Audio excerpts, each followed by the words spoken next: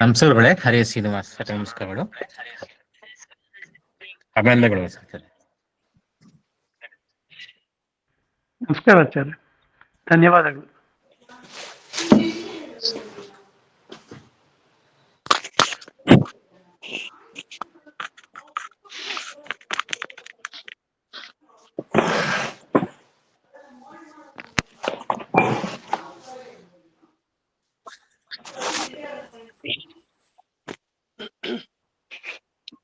ಸುಮತಿಭಿರನುಮೇಜಂ ಶುಭ್ರಕಾಯಂ ಸಖಾಯಂ ಸುಖಮಯಮನಪಾಯಂ ಮುಕ್ತ್ಯುಪಾಯಂ ವಿಮಾಜಂ ಗೃಹಜಮಹಮಮೇಜಂ ಧೇಜಮಾಮ್ನಾಜಗೇಯಂ ಸದಜಮಸದಜೇಯಂ ಶ್ರೀಸಹಾಯಂ ಭಜೇಯಂ ತಪಸ್ವಾಧ್ಯಾಯ ಶುಶ್ರೂಷಾ ಕೃಷ್ಣಪೂಜಾರತಂ ಮುನಿಂ ವಿಶ್ವೇಶವಿಷ್ಟದಂ ವಂದೇ ಪರಿವ್ರಾಟ್ ಚಕ್ರವರ್ತಿನಂ.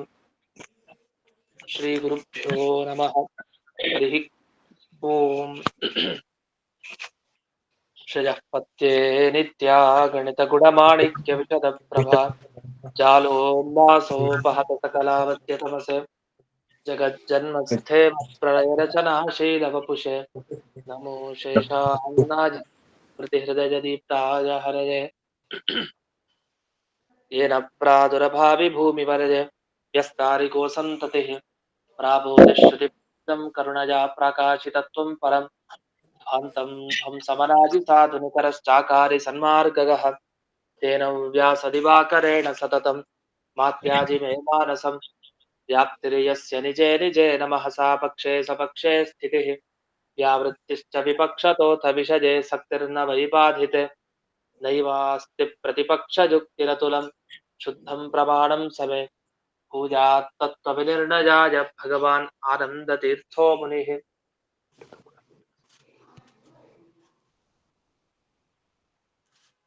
ಭವತಿ ಯದನುಭಾವಾತ್ಯೇಡಮೂಕೋऽಪಿ ವಾಗ್ಮಿ ಜಡಮತಿರಪಿ ಜಂತುರ್ಜಾಯತೆ ಪ್ರಾಜ್ಞಮೌಲಿಃ ಸಕಲವಚನಚೇತೋ ದೇವತಾ ಭಾರತೀ ಸಾ ಮಮ ವಚಸಿ ನಿಧತ್ತಾಂ ಸನ್ನಿಧಿಂ ಮಾನಸೇ ಚ ರಮಾನಿವಾಸೋಚಿತವಾಸಭೂಮಿಃ ಸಂಜ್ಞಾಯ ರತ್ನಾವಲಿಜನ್ಮಭೂಮಿಃ ವೈರಾಗ್ಯಭಾಗ್ಯೋ ಮಮ ಪದ್ಮನಾಭತೀರ್ಥಾಮೃತಾಬ್ಧಿರ್ಭವತಾದ್ವಿಭೂತ್ಯೈ ಪದವಾಕ್ಯಪ್ರಮಾಣಜ್ಞಾನ್ प्रतिवादिमदच्छितः श्रीमदक्षोभ्यतीर्थाख्यानुपतिष्ठे गुरून् मम श्रीमदानन्दतीर्थार्य सन्मनः सरसि भुवि अनुव्याख्याननलिनीकतिमे मनः न शब्दाब्धौ गाढाः न च निगमचर्चासु चतुराः न च न्याये प्रौढाः न च विदितवेद्या अपि वयं परं श्रीमत्पूर्णप्रमतिगुरुकारुण्यसरणिं प्रपन्नामान्यास्मः किमपि च वदन्तोऽपि महताम्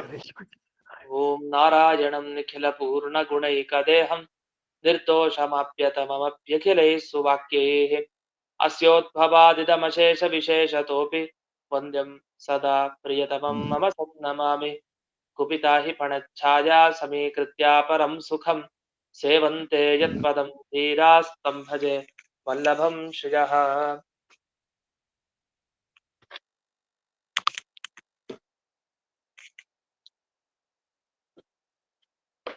ಪರಾನಂದಾಧಿಕರಣ ನಡೀತಾ ಇದೆ. ಅದರಲ್ಲಿ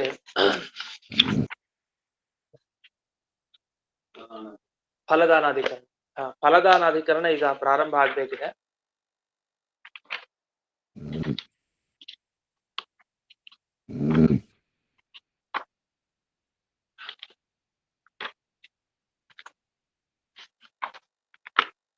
ಒಂದು ನಿಮಿಷ.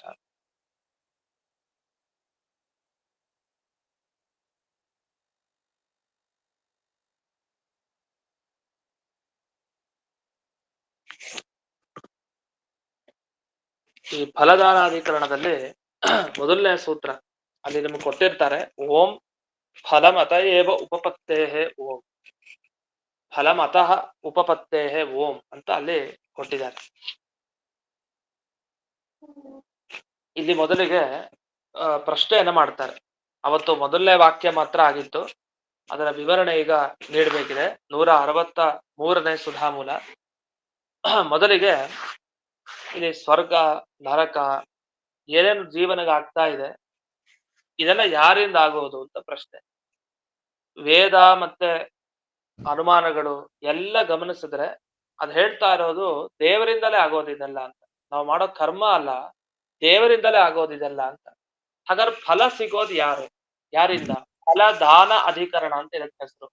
ಫಲ ಅಂದ್ರೆ ಸ್ವರ್ಗ ನರಕ ಈ ತರದ ಫಲಗಳು. ಇದೆಲ್ಲ ದಾನ ಕೊಡೋದು ಯಾರು ಅಂತ. ಕೊಡೋದು ಕರ್ಮನೋ ದೇವ್ರ ಅಂತ ಪ್ರಶ್ನೆ. ಆದ್ರೆ ಇದಂತೂ ನಿರ್ಣಯ ಏನ್ ನಿಶ್ಚಯ ಆಗೋಗಿದೆ ಶಾಸ್ತ್ರಗಳಲ್ಲಿ ಅಂದ್ರೆ ವೇದ ಆಗ್ಲಿ ಯಾವುದೇ ಅನುಮಾನ ಆಗ್ಲಿ ಎರಡೂ ಕೂಡ ದೇವರ ಬಗ್ಗೆನೇ ವಾಲ್ತಾ ಇದೆ. ಆ ಎರಡೂ ಪ್ರಮಾಣ. ಇದರಲ್ಲಿ ಕರ್ಮದ ಕಡೆ ವಾಲೋದು ಯಾವುದೂ ಇಲ್ಲ, ದೇವರ ಕಡೆ ವಾಲೋದೇ ಜಾಸ್ತಿ ಇದೆ ಅಂತ ಇದು ಸಿದ್ಧಾಂತ. ಅದನ್ನ ಮಾಡಿ ಕೊನೆಗೆ ದೇವರೇ ನಮಗೆ ಸ್ವರ್ಗ ನರಕ ಇದನ್ನ ದಾನ ಮಾಡೋದು, ಕೊಡೋದು ಅವನೇ ಅಂತ. ಅವನ್ ವಾಪಸ್ ತಗೊಳಲ್ಲ ಸ್ವರ್ಗ ನರಕ, ಅವ್ನ್ ಕೊಡೋದಷ್ಟೇ. ದಾನ ಅಂದ್ರೆ ಏನು ನಮಗ್ ಗೊತ್ತಿದೆ. ನಮ್ಮತನ ನಾವು ಬಿಟ್ಬಿಡೋದು, ಅವ್ರಿಗೆ ತಲುಪಿಸ್ಬಿಡೋದಷ್ಟೇ. ಹಾಗೆ ದೇವರು ನಮಗೆ ಸ್ವರ್ಗ ನರಕ ಕೊಟ್ಬಿಡ್ತಾನೆ, ದಾನವಾಗಿ ಕೊಟ್ಬಿಡ್ತಾನೆ. ದಾನ ಮಾಡೋದು ಯಾರು ಅಂದ್ರೆ ಈಶ್ವರ ಅಂತ. ಇಷ್ಟು ಇದು ಸಿದ್ಧಾಂತ. ಆದ್ರೆ ಇದ್ರ ಮೇಲೆ ಕೆಲವು ಪ್ರಶ್ನೆಗಳಿದೆ. ಆ ಪ್ರಶ್ನೆಗಳಿಗೆ ಉತ್ತರ ಕೊಡೋವರೆಗೂ ದೇವರೇ ಎಲ್ಲವನ್ನು ಕೊಡೋದು ಸ್ವರ್ಗ ನರಕ ಅಂತ ತೀರ್ಮಾನ ಆಗಲ್ಲ.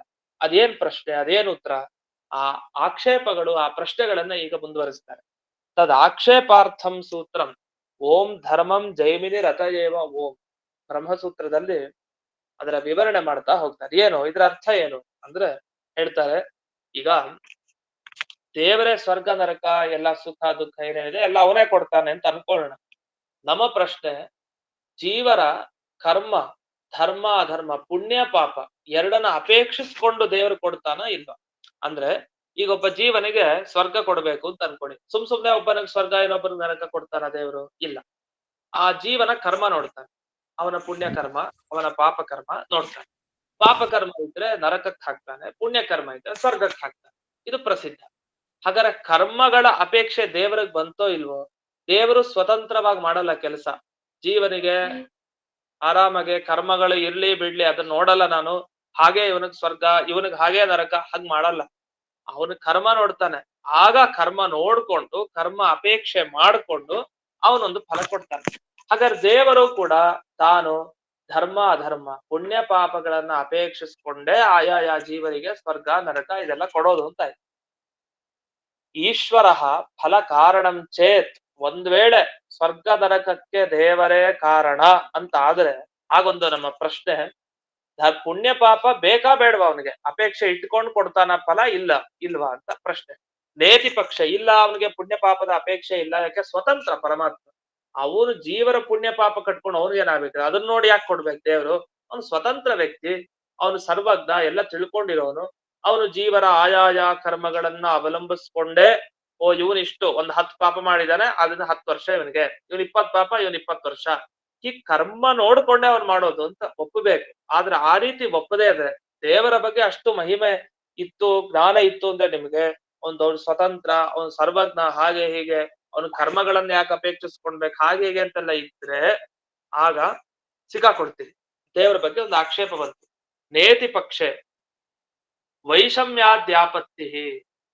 ಹಾಗಾದ್ರೆ ವೈಷಮ್ಯ ನೈರ್ಗಣ್ಯ ದೋಷ ದೇವರಿಗೆ. ವೈಷಮ್ಯ ಅದನ್ನು ಪಕ್ಷಪಾತ ಮಾಡೋದು, ವಿಷಮತೆ. ಇವ್ರಿಗೆ ಸ್ವರ್ಗ ಕೊಡೋದು ಒಂದಿಷ್ಟು ಜನಕ್ಕೆ, ಒಂದಿಷ್ಟು ಜನ ನರಕ ಕೊಡೋದು. ಏನ್ ಕಾರಣ ಏನದಕ್ಕೆ?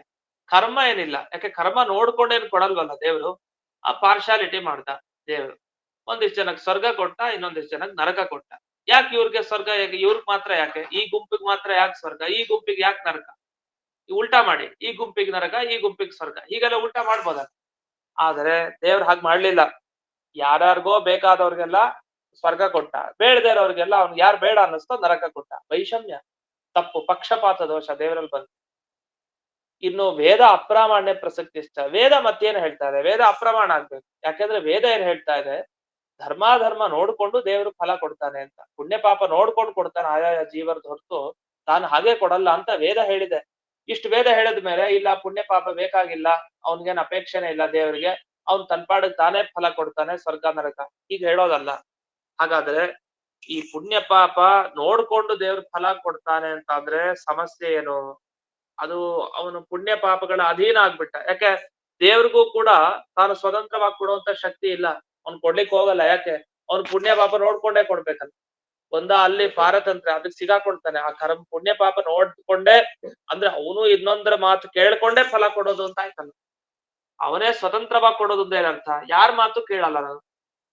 ನನಗೇನ್ ಅನ್ನಿಸ್ತೋ ನಾನು ಹಾಗೆ ಮಾಡ್ತೀನಿ ಅಂತ ದೇವ್ರು ಮಾಡ್ಬೇಕು. ಆದ್ರೆ ಹಾಗೆ ಮಾಡಿದ್ರೆ ಪಕ್ಷಪಾತ ಮತ್ತೆ ವೇದ ಅಪ್ರಮಾಣ ಆಗ್ಬೇಕು, ಎರಡು ದೋಷ. ಆದ್ರೆ ಹಾಗಂತ ಆಯ್ತು ನಾನು ಭಕ್ತೀನಿ, ಪುಣ್ಯ ಪಾಪಗಳ ಕರ್ಮಗಳಿಗೆ ಭಕ್ತೀನಿ ಅಂದ್ರೆ ಹಾಗಾದ್ರೆ ನಿನಗಿಂತಲೂ ಪುಣ್ಯ ಪಾಪ ಮೇಲಕ್ಕಿದೆ ಅಂತ ದೇವ್ರಿಗಿಂತಲೂ. ಯಾಕೆ ಅದನ್ನ ನಂಬಿಕೊಂಡು ಅದನ್ನ ಇಟ್ಟುಕೊಂಡು ತಾನೇ ನಮಗ್ ಫಲ ಕೊಡ್ತಾ ಇರೋದು ಅಂತ. ಎರಡೂ ಪ್ರಶ್ನೆಗಳಿಗೆ ಸಿಗಾಕೊಳ್ಳೋ ಪರಿಸ್ಥಿತಿ ಬಂತು. ಇದು ಪೂರ್ವ ಪಕ್ಷ ಮಾಡಿದ್ರು ಜಯತೀರ್ಥರು ಬ್ರಹ್ಮಸೂತ್ರದ ಆಧಾರದಲ್ಲಿ. ಆದ್ಯ ಮೊದಲನೇದು ಇಲ್ಲ ದೇವರು ಕೂಡ ಪುಣ್ಯ ಪಾಪ ಅಪೇಕ್ಷಿಸ್ಕೊಂಡೇ ಫಲ ಕೊಡೋದು ಅಂತ ಒಪ್ಲೇಬೇಕು. ಯಾಕಂದ್ರೆ ಇಲ್ಲಾಂದ್ರೆ ಪಕ್ಷಪಾತ ದೋಷ ಬರುತ್ತೆ. ಇಲ್ಲ ಯಾವ ಜೀವನ ಕರ್ಮನೂ ನೋಡಲ್ಲ ಹಾಗೆ ಫಲ ಕೊಡ್ತೀರಿ ಅಂದ್ರೆ ಇದು ತಪ್ಪಾಗತ್ತೆ. ಆದ್ರಿಂದ ಆಯಾಯ ಜೀವರ ಪುಣ್ಯ ಪಾಪ ಎಲ್ಲ ನೋಡ್ತಾನೆ, ನೋಡೇ ಫಲ ಕೊಡ್ತಾನೆ ಅಂತ ಅನಿವಾರ್ಯ ಒಪ್ಲೇಬೇಕು. ಆದ್ರೆ ಅಲ್ಲೂ ನಮ್ದೊಂದ್ ಎರಡು ಪ್ರಶ್ನೆ ಇದೆ ಕೇಳಿ ಅಂತ ಅಲ್ಲೊಂದು ಪ್ರಶ್ನೆ ಮಾಡ್ತಾನೆ. ಆದ್ಯ ಕಿಂ ಈಶ್ವರೇಣ ತದ್ ಅಪೇಕ್ಷಣೀಯೇನೈವ ಕರ್ಮಣ ಫಲಸಿದ್ದೇನೆ. ಮೊದಲನೇದ ನಮ್ ಪ್ರಶ್ನೆ ಇಷ್ಟ ಆಕ್ಷೇಪ. ದೇವರು ಪುಣ್ಯ ಪಾಪ ನೋಡ್ಕೊಂಡು ಅದಕ್ಕೆ ಬಾಗಿಕೊಂಡು ತಲೆ ಬಗ್ಗಿಸಿ ಪುಣ್ಯ ಪಾಪಗಳಿಗೆ ಫಲ ಕೊಡೋದಿದ್ರೆ ಇವನ್ ಯಾಕೆ ಬೇಕು ಈಶ್ವರ? ಪುಣ್ಯ ಪಾಪಗಳೇ ನಮಗೆ ಫಲ ಕೊಡುತ್ತೆ. ಹೇಗಿದ್ರು ಪುಣ್ಯ ಪಾಪನೇ ಕೊಡೋದು, ಅದರ ಮಾತೇ ಕೇಳ್ಬೇಕಲ್ಲ ಈಶ್ವರ. ಹಾಗಾದ್ರೆ ಈಶ್ವರ ದೇವರು ತಾನು ಪುಣ್ಯ ಪಾಪಗಳ ಮಾತನ್ನು ಕೇಳಿ ಅದನ್ನ ನೋಡ್ಕೊಂಡೇ ನಮಗ್ ಫಲ ಕೊಡೋದಿದ್ರೆ ಇವನ್ ಯಾಕೆ ಬೇಕು ಈಶ್ವರ? ಪುಣ್ಯ ಪಾಪಗಳೇ ಸಾಕು ಅಂತ ಪ್ರಶ್ನೆ ಮಾಡ್ತಾರೆ. ಆದ್ಯ ಕಿಂ ಈಶ್ವರೇಣ ತದ್ ಅಪೇಕ್ಷಣೀಯೇನೈವ ಕರ್ಮಣ ಫಲಸಿದ್ದೆ. ಕರ್ಮನೇ ಫಲ ಕೊಡುತ್ತೆ ನಮ್ಗೆ ಸಾಕು ಅಂತ. ಅನ್ಯಥಾ ಗೌರವಾಪತ್ತೆ ಅದು ಯಾಕೆ ಹಾಗೆ? ದೇವರು ಕೊಡ್ತಾನೆ, ಕರ್ಮನೂ ಕೊಡುತ್ತೆ, ಎರಡು ಒಪ್ಪೋಣ. ಗೌರವ ದೋಷ.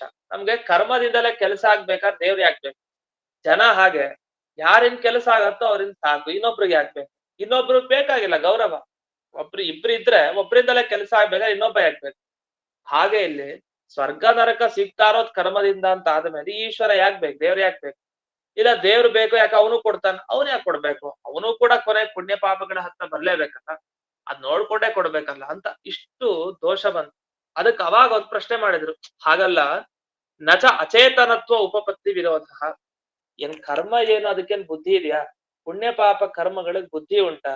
ಇಲ್ಲ. ನಿಮ್ಗೆ ಈಶ್ವರ ತಲೆ ಬಾಗ್ತಾನೆ ಅಂದ್ರೆ ಸ್ವಾಮಿ ಪುಣ್ಯ ಪಾಪಗಳೇ ನೀವೆಲ್ಲ ಹೇಳಿ, ನೀವೇನ್ ಹೇಳ್ತೀರೋ ಆ ಫಲ ನಾನು ಕೊಡ್ತೀನಿ ಅಂತ ಹೇಳ್ತಾನ ದೇವರು. ಹಾಗೇನಿಲ್ಲ, ಪುಣ್ಯ ಪಾಪಗಳು ಜಡ ಅಚೇತನ, ಅದಕ್ ಬುದ್ಧಿ ಇಲ್ಲ. ಯಾವ ಜೀವನಿಗೆ ಯಾವ ಫಲ ಕೊಡ್ಬೇಕು ಅಂತ ಗೊತ್ತಿಲ್ಲ. ಆಯಾಯ ಜೀವರು ಆಯಾಯ ಪುಣ್ಯ ಕರ್ಮನೋ ಪಾಪ ಕರ್ಮನೋ ಸಂಪಾದನೆ ಮಾಡ್ತಾರಷ್ಟೇ. ಆ ಕರ್ಮಗಳು ಯಾವ ಫಲ ಕೊಡ್ಬೇಕು ಅದನ್ನ ಹಿಂದೆ ಒಬ್ಬ ಬೇಕಲ್ಲ. ಜಡ ಪದಾರ್ಥಗಳನ್ನ ಪ್ರಚೋದನೆ ಮಾಡೋನೊಬ್ಬ ಬೇಕು. ನಮ್ಮ ಹತ್ರ ಇರೋ ಜಡ ಪದಾರ್ಥಗಳು ಬೇಕಾದಷ್ಟಿದೆ, ಇನ್ನೊಬ್ರ ಹತ್ರ ಹೋಗ್ಬೇಕು ಅಂದ್ರೆ ನಾವ್ ಎಸೆದ್ರೆ ಅವ್ರ ಹತ್ರ ಹೋಗತ್ತೆ ಆ ಜಡ ಪದಾರ್ಥ. ಯಾವ್ದೋ ನಮ್ ಕೈಲಿ ಇದ್ದ ವಸ್ತು, ಕೀನೋ ಏನೋ ಗಾಡಿ ಕೀನೋ ಏನೋ ಇತ್ತು, ಅದು ಜಡ, ಅದು ತಾನಾಗೆ ಇನ್ನೊಬ್ರ ಕೈಲಿ ಹೋಗಿ ಸೇರ್ಕೊಳತ್ತ? ಇಲ್ಲ, ನಾವು ನಮ್ಮ ಕೈಯಿಂದ ಎಸಿಬೇಕು, ಎಸೆದ್ರೆ ಅಲ್ಲಿ ಹೋಗಿ ಬೀಳತ್ತೆ. ಹಾಗಾದ್ರೆ ಕರ್ಮಗಳು ಹಾಗೆ, ಪುಣ್ಯ ಪಾಪ ಕರ್ಮಗಳು ಜಡ, ಅದಕ್ಕೆ ಸ್ವಯಂ ಶಕ್ತಿ ಇಲ್ಲ ಜೀವನಕ್ಕೆ ಫಲ ಕೊಡ್ಲಿಕ್ಕೆ. ಇವ್ರಿಗೆ ನರಕ ಆಗ್ಲಿ ಅಂತ ಪುಣ್ಯ ಯೋಚಿಸಲ್ಲ, ಪಾಪ ಇದು ಪುಣ್ಯ ಯಾವ್ದು ಪುಣ್ಯ ಯೋಚಿಸೋದಿಲ್ಲ ಇವ್ರಿಗೆ ನರಕ ಆಗ್ಲಿ ಅಂತ. ಯಾಕೆ? ಸ್ವರ್ಗ ಆಗ್ಲಿ ಅಂತ ಯೋಚಿಸ್ತಾ ಇರತ್ತೆ ಪುಣ್ಯ. ಇದು ಪಾಪ ಕರ್ಮ ಆಗ್ಬೇಕಾದ್ರೆ ಏನ್ ಯೋಚಿಸ್ಲಿಕ್ಕೆ ಸಾಧ್ಯ? ಪಾಪ ಕರ್ಮ ನರಕ ಆಗ್ಲಿ ಅಂತ ಯೋಚಿಸ್ಬೇಕು, ಇವ್ರು ಸ್ವರ್ಗ ಆಗದೆ ಇರ್ಲಿ ಅಂತ. ಆದ್ರೆ ಹಾಗಾದ್ ಯೋಚಿಸಲ್ಲ. ಯಾಕೆ? ಅದು ಜಡ ಅಚೇತನ, ಅದಕ್ಕೆ ಬುದ್ಧಿ ಇಲ್ಲ. ನಚ ಅಚೇತನತ್ವ ಉಪಪತ್ತಿ ವಿರೋಧ. ಯಾವ್ದು ಅಚೇತನನೋ ಅದಕ್ಕೆ ಸ್ವಯಂ ಶಕ್ತಿ ಇರಲ್ಲ, ಅಂದ್ಮೇಲೆ ಈ ಪುಣ್ಯ ಪಾಪಗಳಿಂದ ಏನೂ ಆಗೋದಿಲ್ಲ ಅಂತ ಆಯ್ತು. ಅಲ್ಲ ಹಾಗಲ್ಲ, ನಹಿ ರಾಜಾದಿರಿವ ಕರ್ಮ ಫಲಂ ದದಾತೀತಿ ಭ್ರೂಮಃ ಏನ ಅಚೇತನತ್ವಂ ಬಾಧೇತ. ನಿಜ, ನಾವು ಅದು ಜಡ ಕರ್ಮಗಳು ಪುಣ್ಯ ಪಾಪಗಳು ಅದು ಜೀವರಿಗೆ ಸ್ವರ್ಗನೋ ನರಕನೋ ಇದನ್ನ ಕೊಡ್ಲಿಕ್ಕೆ ಸಾಧ್ಯ ಇಲ್ಲ ಅಂತ ನೀವು ಆಕ್ಷೇಪ ಮಾಡ್ಬೋದು ನಮ್ಮ ಮೇಲೆ. ಅವ್ರು ಹೇಳ್ತಾ ಇದಾರೆ ಪೂರ್ವ ಪಕ್ಷಿಗಳು. ಆದ್ರೆ ಆಕ್ಷೇಪ ಸರಿ ಇಲ್ಲ. ಯಾಕೆಂದ್ರೆ ಒಬ್ಬ ರಾಜ ದಾನ ಕೊಡ್ತಾನಲ್ಲ, ಆತರ ಇದು ಕೊಡಲ್ಲ ನಮ್ಗೆ ಕರ್ಮ. ರಾಜ ಒಬ್ಬ ಚೇತನ, ಅವನಿಗೆ ಬುದ್ಧಿ ಇದೆ, ನೋಡಿ ಇಂಥವನಿಗೆ ಶಿಕ್ಷೆ ಕೊಡಿ, ಇಂಥವನಿಗೆ ಶಿಕ್ಷೆ ಕೊಡಬೇಡಿ, ಇವನನ್ನ ಒಳ್ಳೆ ಇದಕ್ ಹಾಕಿ ಅಂತೆಲ್ಲ ಹೇಳ್ತಾರೆ. ರಾಜನಂತೆ ಅಲ್ಲ ಕರ್ಮ, ಆ ಸ್ಥಾನಮಾನ ಇಲ್ಲ. ರಾಜನ ಸ್ಥಾನಮಾನ ಕರ್ಮಕ್ಕೆ ಕೊಡಲ್ಲ, ಪುಣ್ಯ ಪಾಪಗಳಿಗೆ. ಹಾಗಿದ್ರೆ ನೀವು ಆಕ್ಷೇಪ ಮಾಡ್ಬೋದು, ಪುಣ್ಯ ಪಾಪಗಳಿಗೆ ಬುದ್ಧಿ ಇಲ್ಲ, ಅದ್ ಹೆಂಗೆ ಈ ಜೀವನಕ್ಕೆ ನರಕ ಈ ಜೀವನಕ್ಕೆ ಸ್ವರ್ಗ ಅನ್ನೋ ವ್ಯವಸ್ಥೆ ಆ ಜಡ ಪದಾರ್ಥಗಳು ಹೇಗ್ ಮಾಡ್ಲಿಕ್ಕೆ ಸಾಧ್ಯ ಅಂತ ಪ್ರಶ್ನಿಸ್ಬೋದಿತ್ತು. ಕಿಂತು ಕಾರಣ ಮಾತ್ರ, ಅದು ಏನಂದ್ರೆ ಒಂದು ಕಾರಣ ಅಷ್ಟೇ. ಸುಖ ದುಃಖಗಳು ಸಿಗಲಿಕ್ಕೆ ಪುಣ್ಯ ಪಾಪಗಳು ಕೂಡ ಒಂದು ಕಾರಣ. ಈ ಸುಖ ಯಾಕೆ ಈ ಜೀವನಿಗೆ ಯಾಕೆ ದುಃಖ ಅಲ್ಲಿಕ್ಕೆ ಒಂದು ಕಾರಣ ಬೇಕು. ಆ ಕಾರಣ ಯಾವುದು ಅಂದ್ರೆ ಅದು ಪುಣ್ಯ ಪಾಪ ಇಷ್ಟೇ. ಅಲ್ಲ ನಚ ಶ್ರುತಿ ವಿರೋಧ, ವೇದ ವಾಕ್ಯ ವಿರೋಧ ಬಂತು.